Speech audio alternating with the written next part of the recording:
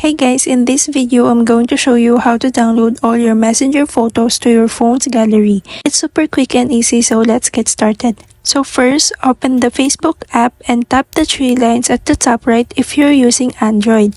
If you're using iOS, just tap the three lines at the bottom right corner. And then after that, go to Settings and Privacy, and then click Settings. And then tap the Account Center.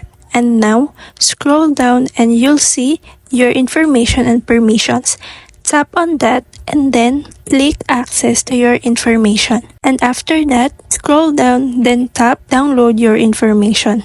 And select where you want it to be sent. After that, click Next. And on the next page, just tap the specific types of information and here you'll see your informations. So just choose the one you want to download. So right now, we're only checking the messages.